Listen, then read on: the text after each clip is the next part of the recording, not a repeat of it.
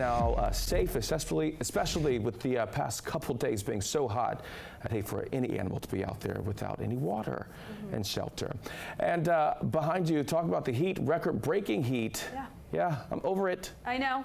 Let's get rid of it. I mean, we are. It's going to be back to normal out there later on today, Corey. And I know a lot of people are excited. I know you are excited about it as well. But yes, we did break some records over the course of the last 4 days. We saw 4 consecutive days of at least 101-degree heat. So I'll step out of the way just so you can take this all in because it's a lot of information. We did break some records on Sunday of that record high of 101. We broke that record on Monday of 102. We tied that record on Tuesday of 104 degrees. But still, so far this year, that's going to be the hottest so far this year of 104 degrees. I really hope we do not reach that again.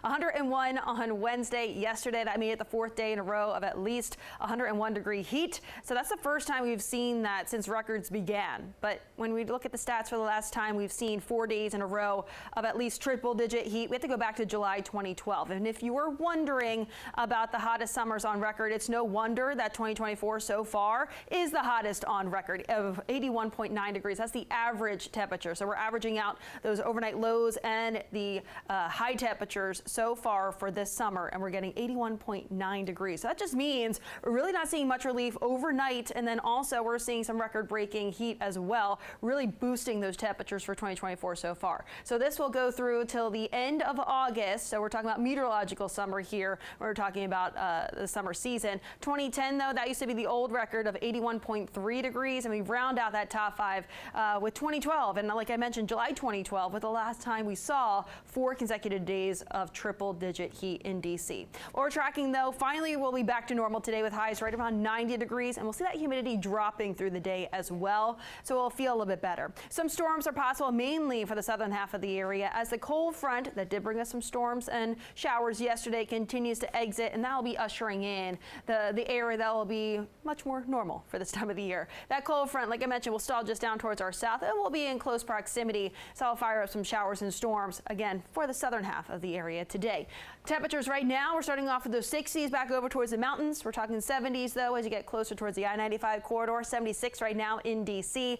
and those dew points, those are in the 60s and 70s, so it's still on the humid to more tropical side, but these numbers will continue to drop through the day, making it feel a little bit better out there. We'll also notice that it'll feel better because of those temperatures, so we'll be back in the upper 80s, so around 90 degrees for the day today.